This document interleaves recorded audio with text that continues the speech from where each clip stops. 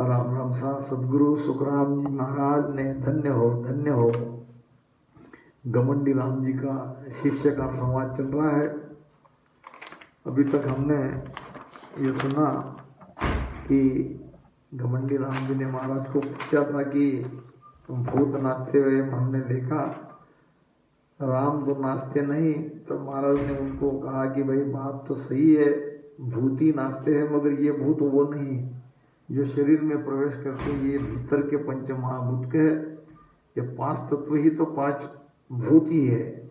अब ये शब्द के प्रताप से नाचते हैं और कैसे नाचते हैं उसका भेद भी महाराज ने बताया। क्यों नाच होता है, क्यों शरीर जोर जोर से हिलता है, इसका क्या कारण है, कब हिलता है, किस प्रकार से साधना करनी पड़ती है, ये सभी पहले भाग में हमारा आ गया। तुम साचा नाचे भूत पात तत्माए रे, निरत करे हर काज राम गुण गाए रे। सुन सुरत पवन संग मन नाभ में खोए है, हर हाँ सुन जो कह सपुराम नाचियूं होते है। आगे कहते कि नाव रटे सुन जोर प्रीत लागे अति भारी, ब्रह व्याकुल मन जीव सुध बिसरे सब सारी। रटत रटत सो नाभ में सेंग पेंग मन जाए, तब नाचे सुखराम कहे 5 भूत तन्माए। नाव रटे निर्दार सपीड़ो कहत है, और करक कलेजा माय रात दिन रहत है। सुन पड़े शब्द की लहर नाभ में जोए रे, हर हाँ सुनजो कह सुखराम नाचियूं होए रे। सुरत निरत मन बंद भजन सो करत है, ये सांस उसा सा शब्द नाभ में धरत है। तब होए अमाऊ माय कसर नहीं कोय रे, और हर हाँ सुन जो कह सुखराम नाचियूं होए रे। यहाँ तक हमने सुनी। अब आगे ये जो ज्ञान दिया है महाराज ने अरेल में दिया है, अब आगे क्या फरमा रहे महाराज ये सुने। पड़े शब्द की धूस नाभ में आय रे, जामन पवना की राड़ नाचयूं थाय रे। ये धस गया 5 माय भूमिया जोत है, हर हाँ सुन जो के सुख राम नाचयूं होत है। पड़े शब्द की धूस नाभ में आए रे। धूस कहते हैं चोट, यानी सांस उसास की ऊर्जा की चोट जब नाभि में पड़ती है। पड़े शब्द की धूस नाभ में आए रे, जहाँ मन पवना की राड़। अब मन पवना की राड़ यानी लड़ाई होती है, यानी हम मन को श्वासा में लगाना चाहते हैं, मन बाहर भटकना चाहता है। इस प्रकार हमारी यानी हमारे श्वासा की और मन की लड़ाई होती है, राड़ होती है। पड़े शब्द की धूस नाभ में आए रे, जहाँ मन पवना की राड़ नाचियूं थाय रे। अब राड़ होने लगे तो नाच होता ही है, शरीर जोर जोर से धूसता है। जब मन श्वासा में लग जाता है तब, जब मन को हम जीतते हैं तब। अब इसी को नाच कहा है, शरीर धूसना। एकदम से कई प्रकार के, कभी राम राम जोर से रटन करते हैं, कभी चुप हो जाते हैं, तो सारे प्रकार, कभी गिर जाते हैं भजन करते करते, तो ये होते हैं। और साधक को इसका कुछ पता नहीं चलता। उसको अगर पूछे भजन से उठने के बाद, वो कहते कि मुझे कुछ पता नहीं। ये धस गया 5 माय भूमिया जोत है, और सुन जो कह सुखराम नाचियूं होते हैं। भूमिया कहते हैं भूमिदार को, जमींदार को, और यहाँ भूमिया है मन। ये मन ही तो शरीर का और 10 इंद्रिया का राजा है, यही भूमिया है। जोत कहते हैं लग जाना, यानी जोतना। जब हम बैल को जोतते हैं ना गाड़ी से, इस प्रकार ये मन रूपी भूमिया भजन में लग जाता है, यानी गाड़ी से इसको जोता जाता है। सांसों सांस में राम शब्द का रटन भेद से करते रहने से जब नाभि में निरंतर चोट पड़ने लगती है तब प्राण और अपान की दिशा बदलती है। अब थोड़ा इसको समझो। हमारा प्राण की दिशा, जब श्वास हम लेते हैं तो प्राण ऊपर जाता है और अपान नीचे जाता है। अपान हमारे शरीर में जो एक्स्ट्रा है, जिसको शरीर नहीं रखना चाहता है, उसको अपान वायु के द्वारा बाहर निकाल देता है। टट्टी, पेशाब, ये माता के गर्भ से बच्चा बाहर निकलना, ये सब अपान वायु का कार्य है। तो ये अपान की गति हमेशा अर्ध रहती है, यानी नीचे रहती है, और प्राण की गति हमेशा ऊपर रहती है। प्राण का घर है हृदय स्थान। अब ये प्राण अपान की दिशा को पलटाना है, ध्यान रखो। भेद आपको समझा रहा हूँ। यानी जब तक हम नीचे जाने वाले अपान को ऊपर नहीं लाएंगे, ऊपर जाने वाले प्राण को नीचे नहीं लाएंगे और नाभि में प्राण अपान का मिलान नहीं करेंगे, तब तक ये पिछम का रास्ता नहीं खुलेगा, सुषुम्ना नाड़ी नहीं जगेगी, कुंडलनी नहीं जगेगी। इसके लिए ये समझना जरूरी है। महाराज ने कहा है, दो ये नेजा गुरु लाई आहो पीढ़ी एक बनाए, और दोय नर लागा खींचने हो, यूं बुरा काढ़ो आए। ये दोय नेजा ही प्राण अपान है। बहुत सांस उसास कह के आगे के भेद को डिटेल में समझाते नहीं है। अरे सांस उसास से तो करना ही है, सांस उसास में ही तो सारा खेल है। मगर अरद उरद को भी समझना है, प्राण अपान को भी समझना है, क्योंकि आगे तो हमको वो निर्गुण बोध में आया है कि ब्रह्म योग क्रियामय भाकु, यानी ब्रह्म योग की क्रिया ही है सुषुम्ना खोल के सुषुम्ना से प्राण को निरंतर चढ़ाना। तो ये 6 चक्र का छेदन, कुंडली जागरण हमको भी करना पड़ेगा। अब कोई कहते कि चक्र सामने से, सामने चक्र नहीं है, वो चक्र पीछे रीढ़ की हड्डी में ही गई। हाँ, इतनी बात है, उनका ध्यान यहाँ आज्ञा चक्र में समाप्त हो जाता है। हम आज्ञा चक्र से हमारे और 2 चक्र आगे है, सहस्त्रदल कमल और अनंत पाकड़ी के कमल। इसलिए उनका ज्ञान हद तक का है। आज्ञा चक्र त्रिकुटी में आता है, वो त्रिकुटी से आगे नहीं जा रहे। तो ये भेद को समझो। हम कह देते कि वो ऊपर से पूर्व से चल रहे हैं, एक कुंडलिनी वाले, ये 6 चक्र का छेदन करने वाले नहीं जा रहे, वो पीछे से ही जा रहे हैं। मगर अज्ञा चक्र तक यानी त्रिकुटी तक उनका ध्यान समाप्त हो जाता है। तो महाराज कहते हैं, जब इस प्रकार प्राण और अपान की दिशा बदलने से ऊपर जाने वाला प्राण नीचे और नीचे की ओर जाने वाला अपान ऊपर जाता है, तब 5 प्राण भी, प्राण अपान व्यान उदान समान, ये भी लग जाते हैं भजन में। तो जब नीचे पाताल की ओर वो धसने लगते हैं, तब मन रूपी भूमिदार भी भजन में लग जाता है। मन की ताकत ही तो हम है। मन अपने आप में पंगु है। जब मन के साथ हम सूरत नहीं ले जाएंगे तो मन को शरीर में आना ही पड़ेगा। हम जहाँ चाहे उसको लगना ही पड़ेगा, मगर हम वैसा चाहते नहीं। हम चाहते नहीं, इसीलिए तो ये वेद से भजन करना है। जब प्राण अपान का यहाँ पे मिलन होगा, दोनों एक हो जाएंगे, तो उसकी ऊर्जा से, यानी वो दबाव जब नीचे पड़ेगा तब सुषुम्ना खुलेगी और तब मन रूपी ये भूमिदार भी भजन में लग जाएगा। अब तब शरीर में नाच होने लगेगा। करे भजन मन धाव, जुगत सब छाड़ के, देह व्याकुल होए केत कसर सब काढ़ के। रे तब उमंगे मन शब्द जोश सूत रे हर,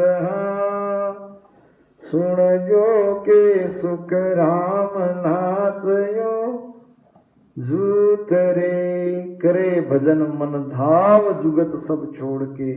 जुगत यानी दूसरे उपाय, दूसरे साधना, बाकी के सारे भक्ति के मार्ग के उपाय साधक जब दूसरे सभी साधनों को छोड़कर विरह तथा व्याकुलता से भजन करने लगता है तब मन में उमंग यानी प्रेम आता है। मन में प्रेम आने लगता है। जब मन में प्रेम आएगा तब मन भजन में लगेगा। तब सत्सबत प्रकटता है। देह व्याकुल होए केत कसर सब काढ़ के सारे कसर को काढ़ कर जब हम भेद से भजन करने लगते हैं तब मन में उमंग आता है और मन में प्रेम आने से महाराज कहते हैं जोश सु उतरे। अब जिसके मन में इतना प्रेम आता है उसका शब्द जोश से नीचे उतरता है। और जोश लाने के लिए मन को भजन में लगाना जरूरी है। मन में प्रेम आना जरूरी है।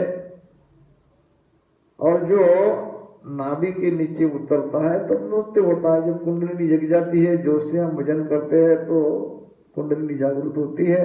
अब तब तरह तरह के नाच होने लगता है, शरीर धूसता है, हिलने लगता है, ऊपर नीचे होता है और पता ही नहीं चलता ये क्या हो रहा है। यही तो है शब्द का खेल।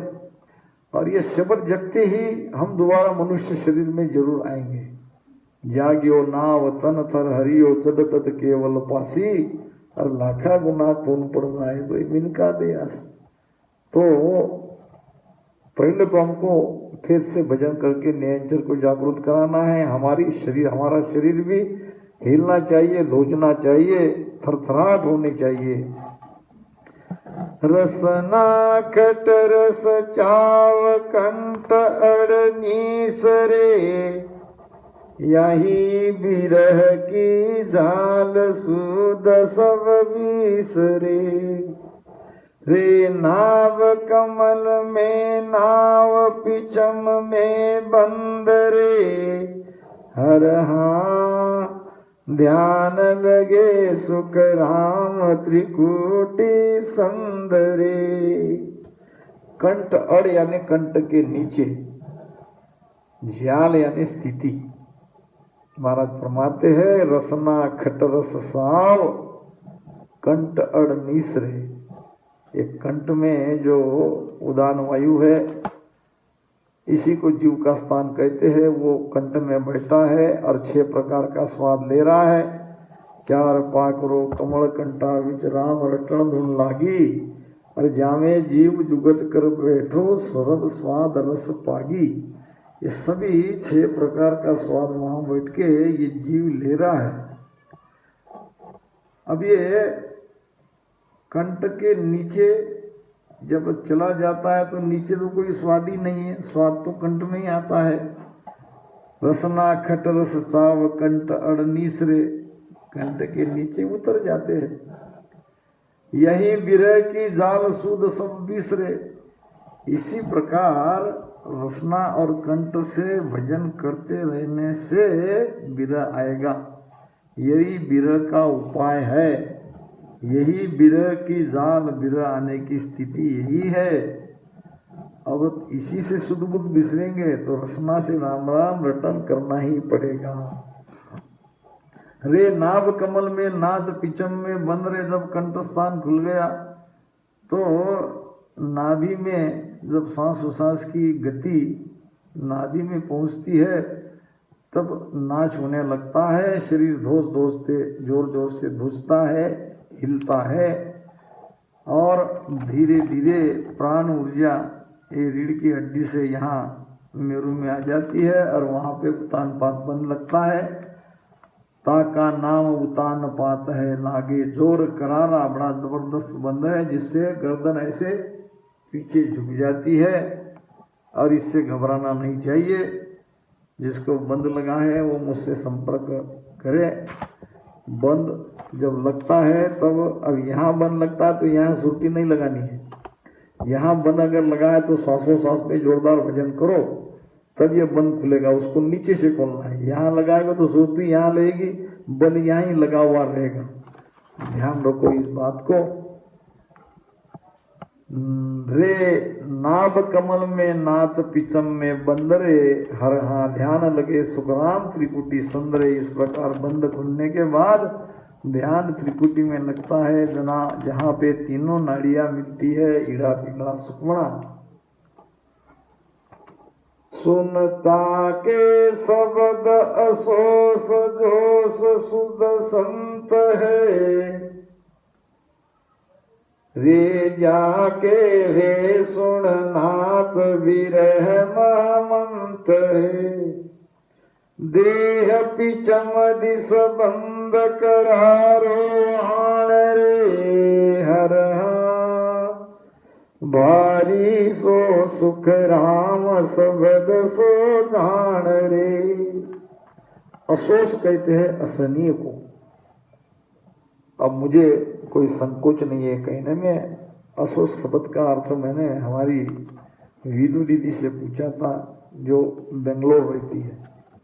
एक शब्द का अर्थ अगर गलत हो गया या गलत समझ लिया, मान लिया, तो सारी साखी का अर्थ गलत हो जाता है। क्योंकि सुनने वाले वक्ता का ज्ञान को पकड़ लेते हैं और वो उनके जहन में बैठ जाता है। तो गलत बात अगर निकल गई या गलत अर्थ हुआ तो श्रोता को गलत ज्ञान जाएगा। तो ये असोस शब्द बड़ा महत्वपूर्ण है। असहनीय पीड़ा उन्हें लगती है, उसको कहा है असोस। सुनता के शब्द असोस, जिसके अंदर शब्द की पीड़ा असहनीय होने लगती है, वो जोश से भजन करता है। उनका भजन का जोश अलग ही रहता है, क्योंकि वो पीड़ा से भजन करता है, प्रेम से भजन करता है। उनका भजन का जोश, भजन की धार, उनकी भजन करने की स्थिति अलग ही रहती है औरों से। और रे जाके वे सुन नाच बिरह मन महामंत्र है। अब उनका नाच बिरह के साथ, यानी उनका भजन बिरह के साथ होगा। शरीर उनका दूजेगा, आँख से अश्रु की धारा लगेगी और वो अपने भजन में महमंत रहेगा, मग्न रहेगा। महमंत का अर्थ क्या? भजन में मग्न होना।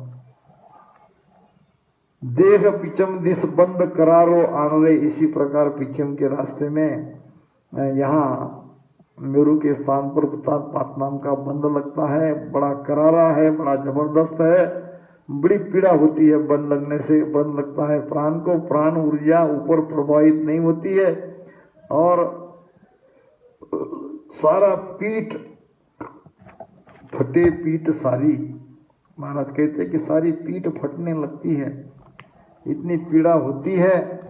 तो मैं फिर कहता हूँ कि ऐसे समय में यहाँ भजन बिल्कुल नहीं करना है। आपका प्राण यहाँ है तो यहाँ ही उसको, नीचे से उसको भजन करके ले जाओ, नहीं तो वो बंद नहीं खुलेगा। आगे जाके और वो लगना ही लगना है। ऐसे मैंने मेरे अनुभव में कई साधकों के साथ हुआ है। हर हाँ भारी सो सुखराम शब्द सो जान रे। उनका शब्द बहुत भारी है, बहुत जबरदस्त उनके अंदर शब्द लगा है। भजन में प्रेम की नहीं विरह, भजन में प्रेम नहीं विरह नहीं तो शब्द नहीं जगेगा। और जो प्रेम से विरह से भजन करेगा, उसका जब भजन उनके अंदर असहनीय हो जाएगा तब शरीर धुजने लगेगा, तो वो शुद्ध बुद्ध भी विसर जाता है। विरह और आनंद में महमत होकर भजन करते रहने से प्राण ऊर्जा पीछे से रीढ़ की हड्डियों में से मेरु स्थान में आती है। तब वहाँ उतान पात नाम का बंद लगता है, जो जबरदस्त है। ऐसी स्थिति में जो शब्द जगता है, जिनकी स्थिति ऐसी होती है, उनका शब्द बड़ा जोरदार है, ऐसा कहना चाहिए। वो शब्द भारी है।